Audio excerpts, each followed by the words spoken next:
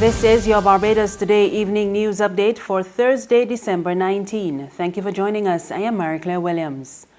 The Barbados Water Authority will save in excess of $20 million from its recent deal with the Innotech group of companies. Word of this from Energy and Water Resources Minister Wilfred Abrahams at a news conference today. He told reporters the year-long negotiations reached a commercial settlement on 17 outstanding issues.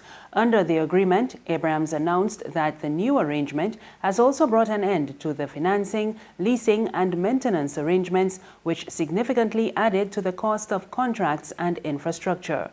The BWA will also now have immediate and outright ownership of a variety of critical equipment such as portable desalination units, personal tanks, community tanks, water tanks, trucks, water tanker trucks and functioning smart meters.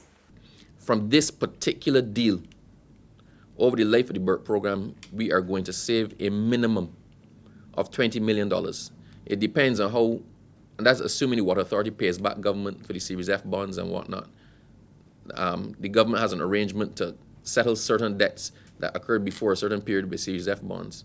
So depending on the arrangement between the Barbados Water Authority and the government, assuming we have to pay back everything, we're still going to save in excess of 20 million Barbados dollars over the life of the BERT program. And if we actually factor the other things that were calculated at cost as opposed to a commercial rate, the actual savings are likely to be more. The Water Resources Minister also disclosed that the authorities saved millions after closely examining contracts for desalination plants that involved Innotech and a number of other unnamed companies. While insisting that government was still looking at desalination as an option to boost local water supply, he was adamant that the agreements could not be considered because the costs were unjustified and would have caused the BWA's debt to spiral. Had we entered the desal contracts that were authorized by the last government, that 100 million was actually going to be 100 million per year. So in perpetuity. So not 100 million per year for 2 years or 3 years or 5 years. That was going to be a recurring cost of $100 million per year for the life of the asset. After several months of planning and training, government today broke ground for the first set of structures to be erected for the much-touted Building Blocks project. The $3 million scheme seeks to give young men and women on the blocks an opportunity to become entrepreneurs. It has already started with the training of some 169 individuals who were recently presented with certificates. Ministry officials, stakeholders and community representatives gathered in Silver Hill, Christchurch, where Youth Empowerment Minister Adrian Ford first broke ground for the building of 6 kiosks. Those at the bottom of the spectrum must be incorporated in every single effort that this government ventures into. And I am saying that I am proud today. We have come full circle, giving those youngsters now the opportunity not only to be built out in a literal way, but they would have went through their figurative training as well.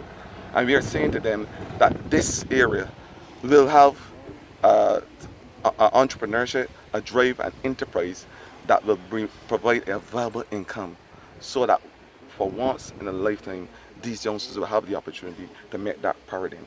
And I recognize, of course, that a mind scratched by a new experience will never go back to its old dimension. These youngsters will be given that experience. And this program will run across the length or breadth of Barbados. It is the vision of this government, it is certainly the vision of the Prime Minister to incorporate all of the youngsters. And if we miss one, I think that we miss one too many. An elated Ford says he was very happy to keep a promise he made to implement the Blockpreneurship program.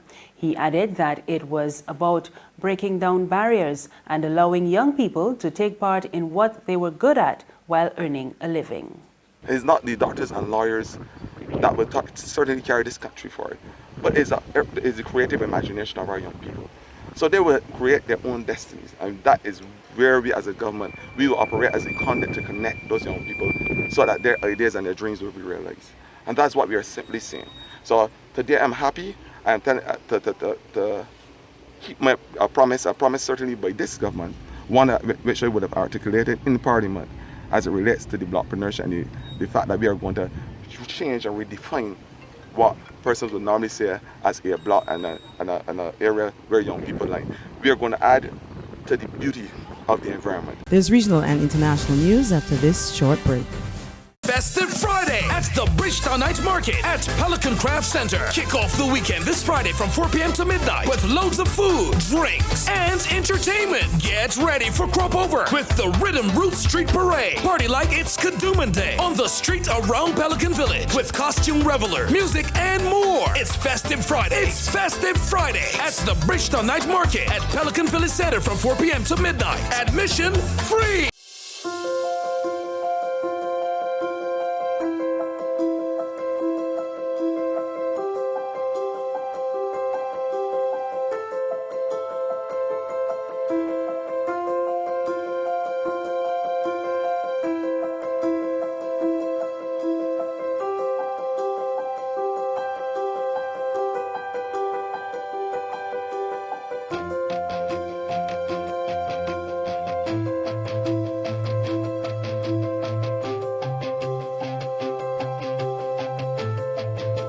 Barbados Today, news you can trust.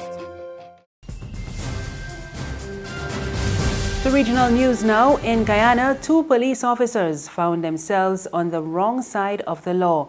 The force is now investigating an alleged assault perpetrated on a 17-year-old boy by 2 police officers. We get more from HGP Nightly News. The top cop told a media conference that the 2 ranks picked up the victim at around 11:30 hours from his Westminster home in a private vehicle and took him to the house they accused him of breaking into. It was felt that the young man was a suspect. The allegation is that the ranks proceeded to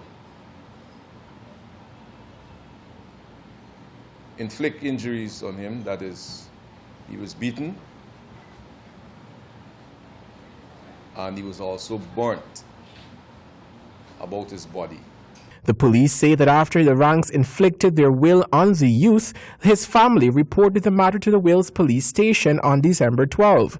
The youth and the ranks have been questioned by investigators. According to the commissioner, the matter will be investigated thoroughly to come to an amicable solution. He further noted that the matter will be overlooked by one of its own. I can say to you that the 2 ranks are in custody and this matter is being investigated. The investigation is being led by a very senior police officer. On the international scene, at least 1 person has been killed and 5 wounded in a shooting at the headquarters of Russia's Federal Security Service, the FSB, in central Moscow. A gunman who opened fire with an automatic weapon at the entrance of the building was killed by an armed officer. Security forces cordoned off the area and moved bystanders into buildings. The shooting came hours after President Vladimir Putin's annual press conference. Russian investigators have opened criminal proceedings into the attempted murder of law enforcement officers. They are looking into whether the attack was timed to coincide with Vladimir Putin's 4-hour press conference, which ended during the afternoon. That's news, but for the very latest, visit our website at www.barbadostoday.bb. You can also subscribe to our e-paper, email updates, and like us on Facebook, and sign up for breaking news alerts via WhatsApp. We're also on Izumi Media in bus terminals and Screenplay at supermarkets and gas stations near you. You can also hear us on Mix 96.9 FM and Capital Media HD 99.3 FM. I am Marie Claire Williams. Good evening.